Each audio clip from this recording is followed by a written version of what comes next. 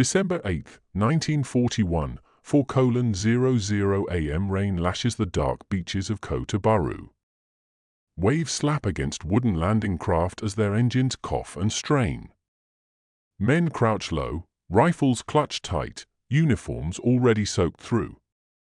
The smell of diesel mixes with salt and wet sand. Somewhere ahead, beyond the black line of palms, machine guns begin to chatter. Tracer rounds rip across the surf. Boats grind into the shore. Boots hit water. And the Pacific War explodes into motion for the men landing here. There is no speech, no grand strategy, only the cold shock of seawater and the scream of bullets cutting the air. Some fall before they reach the beach. Others keep running, driven by training, fear, and momentum. This is not Pearl Harbor. It is earlier, quieter, and just as decisive. By the time the sun rises over Malaya, the world has already changed. The popular memory of the Pacific War begins in Hawaii. But the Japanese Empire did not wake the Pacific with a single blow. It struck everywhere at once. While American battleships burned at Pearl Harbor, Japanese forces were already landing in British Malaya, moving on Hong Kong, striking the Philippines, and preparing assaults that would ripple across half the globe. This was not improvisation. It was the opening movement of a vast, meticulously planned campaign. For years before December 1941, Japan had been preparing for this moment. The empire's leadership believed it was running out of time. Japan depended on imported oil, rubber, and raw materials, resources increasingly threatened by Western embargoes, especially after its long war in China. By mid-1941, American oil restrictions alone endangered the entire Japanese war machine. Without fuel, the Navy would grind to a halt. Aircraft would remain on the ground. Japan faced a choice: retreat from Asia or seize what it needed by force. The decision was made in Tokyo with grim clarity. If war was inevitable, Japan would strike first, and strike so hard, so fast, that its enemies would be stunned into submission before their industrial power could fully awaken. Speed became doctrine. Surprise became religion. Japanese planners envisioned a campaign unlike anything the world had seen. Within months, not years, the empire would capture the Philippines, Malaya, Singapore, the Dutch East Indies, Hong Kong, Guam, Wake Island, and vast stretches of the Western Pacific. The objective was simple and ruthless: build a defensive perimeter so wide and strong that the Allies would be unable, or unwilling, to break it. To do this, Japan relied on something its enemies underestimated: integration. Air power, naval power, and ground forces were planned together, timed together, and unleashed together. Landings would not wait for weeks of bombardment.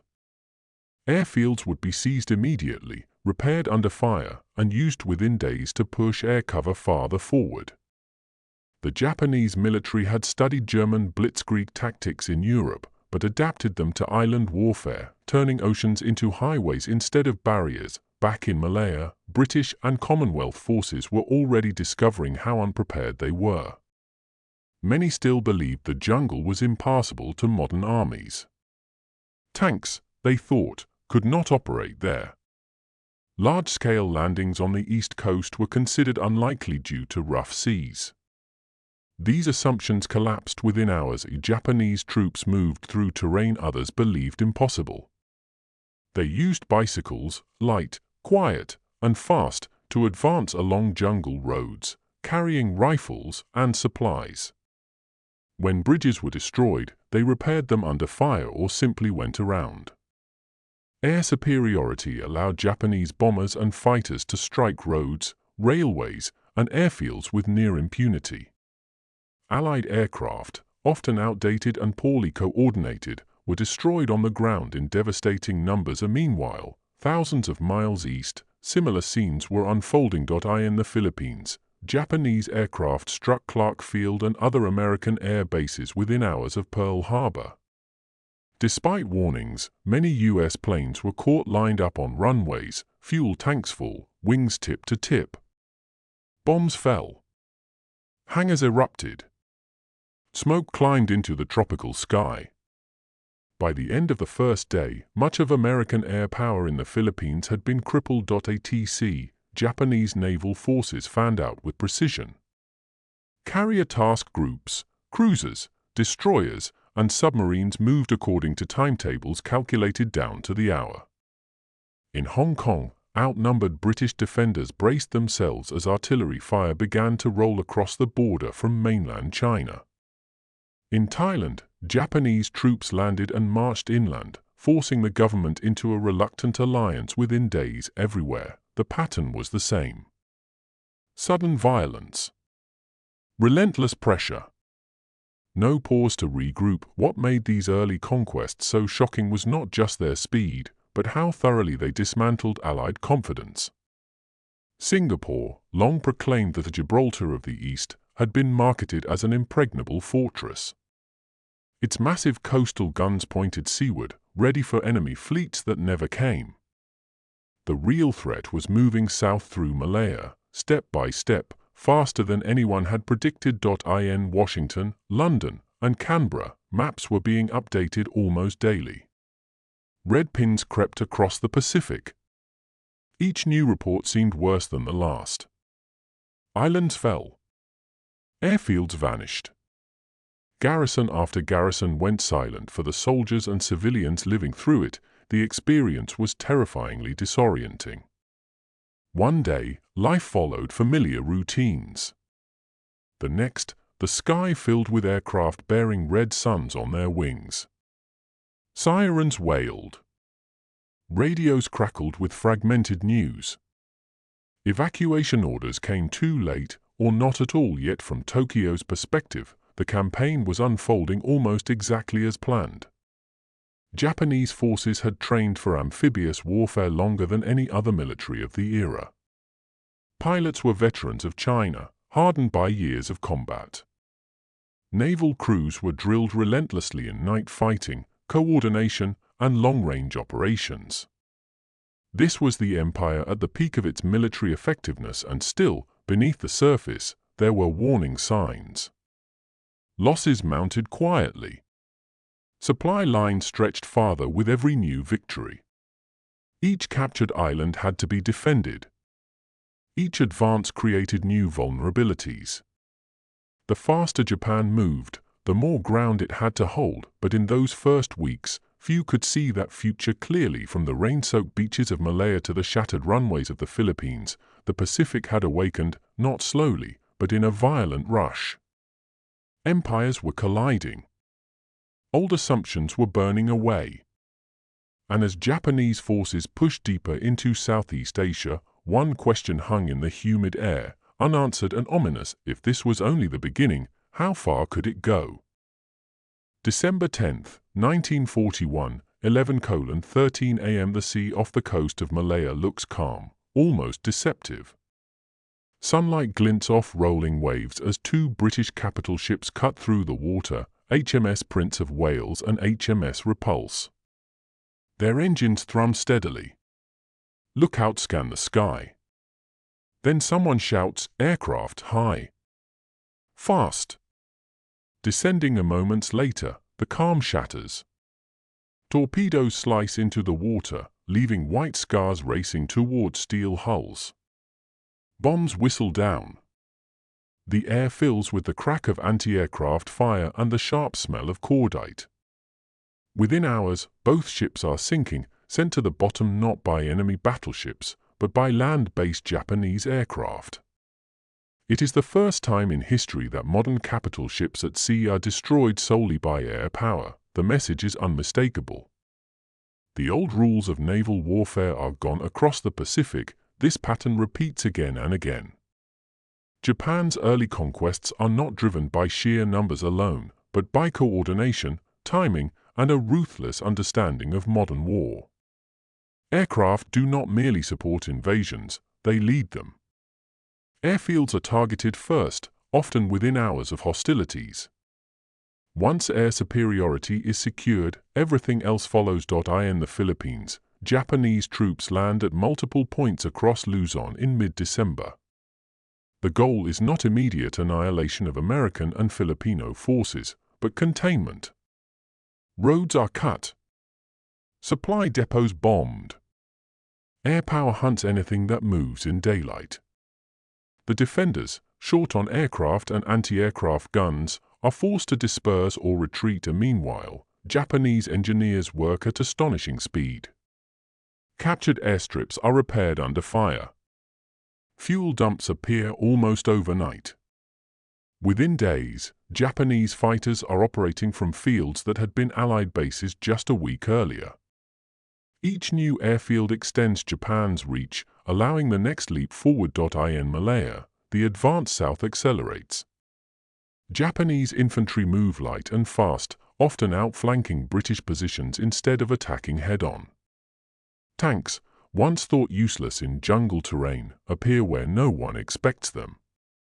Narrow roads become killing zones as Japanese units infiltrate through rubber plantations and dense forest, striking from behind. For Allied soldiers, the psychological pressure is relentless. Attacks come at night. Bugles sound in the darkness.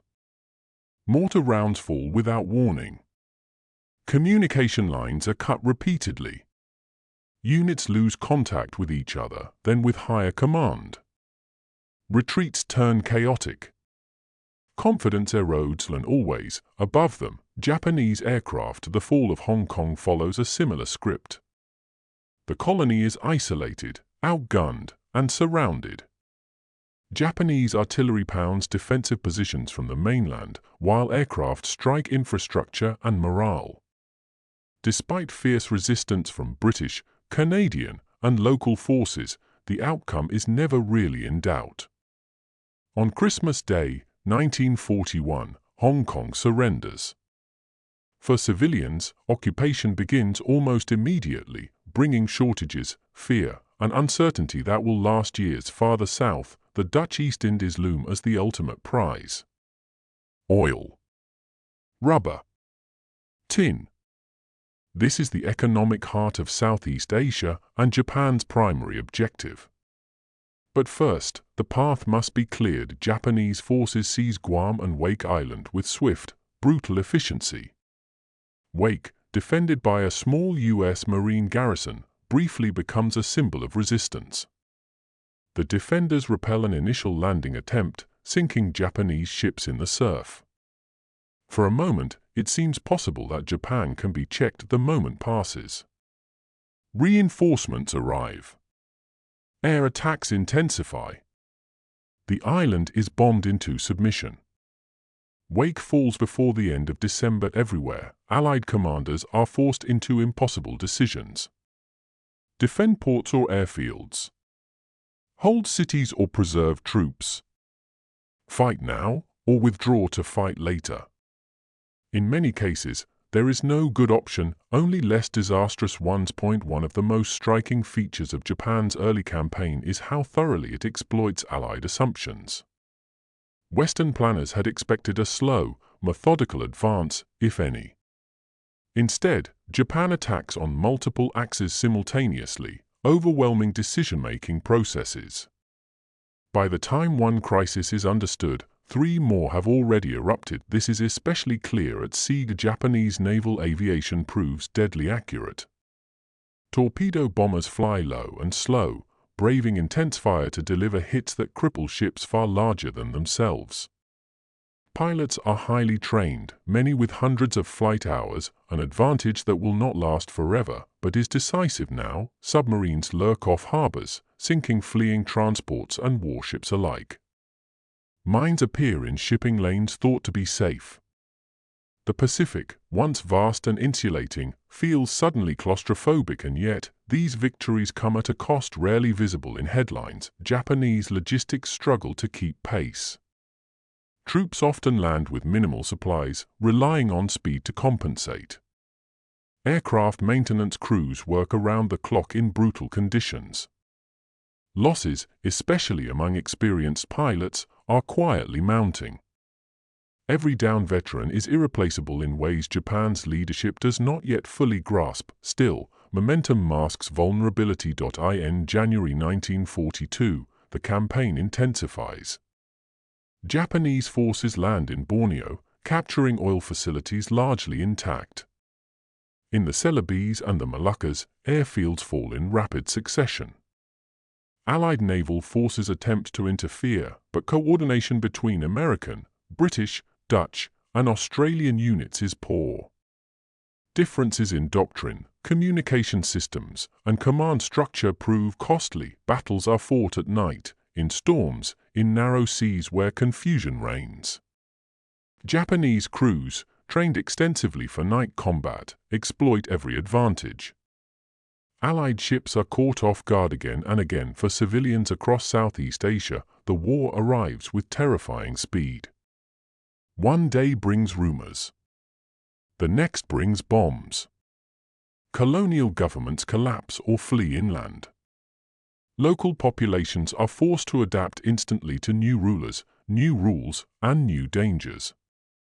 Some initially see Japan as a liberator from European colonialism. That illusion will not survive long, but in early 1942, the future is still uncertain. By February, the Japanese advance converges on its most symbolic target, Singapore. The city is overcrowded with refugees. Hospitals overflow. Supplies dwindle. Artillery shells land daily. Japanese forces cross the Johor Strait, attacking from a direction long considered unlikely. Within days, the situation becomes desperate. Water supplies are threatened. Ammunition runs low. Civilian casualties mount. On February 15, 1942, Singapore surrenders. More than 80,000 Allied troops lay down their arms, the largest surrender in British military history. The shock is global. In less than 10 weeks, Japan has shattered the myth of Western invincibility in Asia. An empire that many believed technologically inferior has dismantled defenses built over decades. The Pacific has been transformed into a Japanese-dominated battlefield, but beneath the surface of triumph, the war is already changing. The distances are growing. The resistance is hardening. And far to the east, American shipyards are beginning to stir. As Japanese forces push deeper toward Java and the heart of the Dutch East Indies, one unspoken question begins to haunt even their own planners: what happens when speed is no longer enough? February 27, 1942, just after sunset, the Java Sea is dark and restless. Warships move without lights, engines throttled low. On their bridges, officers lean over charts slick with sweat. Somewhere ahead, muzzle flashes bloom briefly, then vanish. Shells scream overhead. The night erupts into chaos. Gunfire, burning oil, shouted orders swallowed by the wind. This is the last barrier. For weeks, Japanese forces have been closing in on Java from every direction. To the north, airfields have fallen one by one. To the east and west, invasion convoys gather beyond the horizon. What remains of Allied naval power, American, British, Dutch, and Australian ships hastily assembled under a single command, sails out to stop them. It is too late. The Battle of the Java Sea is short, violent, and devastating. Japanese cruisers and destroyers, trained for night combat and long-range torpedo attacks, strike with precision. Allied ships maneuver blindly, struggling to coordinate across languages, doctrines, and incompatible radios. One by one, they are hit. Some explode. Others burn slowly, abandoned by their crews in dark water. By dawn, the sea is littered with wreckage. Java is exposed. Within days, Japanese troops land on the island. Resistance is fragmented. Air superiority is absolute. On March 8, 1942, Dutch forces surrender. With Java's fall, Japan secures the Dutch East Indies, and with them, the oil fields that had driven the entire campaign. The early Japanese conquests are complete. From Tokyo, the results appear astonishing. In less than 6 months, the Empire has seized a territory stretching thousands of miles, rich in resources, dotted with airfields and naval bases, and defended by a perimeter that seems impossibly vast. The Pacific has been reshaped by speed, surprise, and coordination. Newspapers celebrate victory. Maps glow red with new possessions, but victory has a sound, and it is not applause. It is the grinding strain of supply ships pushed to their limits. The constant maintenance of aircraft in tropical heat. The quiet absence of pilots who will never return. The growing realization that every island captured must now be defended by troops, by aircraft, by fuel that must be shipped across oceans increasingly contested. For the men on the ground, the war does not feel triumphant. Japanese soldiers now occupy cities filled with frightened civilians. Guerrilla resistance begins almost immediately in some regions. Infrastructure damaged by bombing must be repaired. Food shortages appear. Disease spreads. The tempo of lightning conquest gives way to the slow, grinding work of occupation. Meanwhile, across the Pacific, something is shifting. The United States reels from the losses of late 1941 and early 1942, but it is not paralyzed. Shipyards on the American West Coast and Gulf of Mexico run day and night. New aircraft roll off assembly lines in numbers Japan cannot match. Pilots begin training in massive programs designed not just to replace losses, but to overwhelm. Strategists study what went wrong. Air power must be protected. Carriers, not battleships, will decide the future. Coordination between services becomes doctrine, not theory. Lessons are written in blood, then turned into policy. Japan's early victories have bought time, but time is a dangerous currency when your enemy can outbuild you. By mid-1942, the Japanese defensive perimeter is at its widest extent. From Burma to the Solomon Islands, the empire stands astride the Pacific. On maps, it looks impregnable.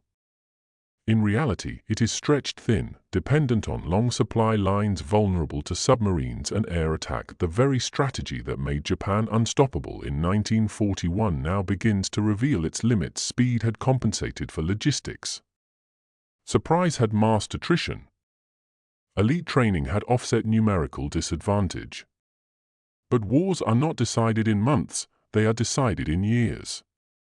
And as the months pass, the balance begins to tilt. Still, none of this diminishes the scale of what Japan achieved in those opening months. The early conquests remain one of the most dramatic operational successes in military history. Entire colonial systems collapsed.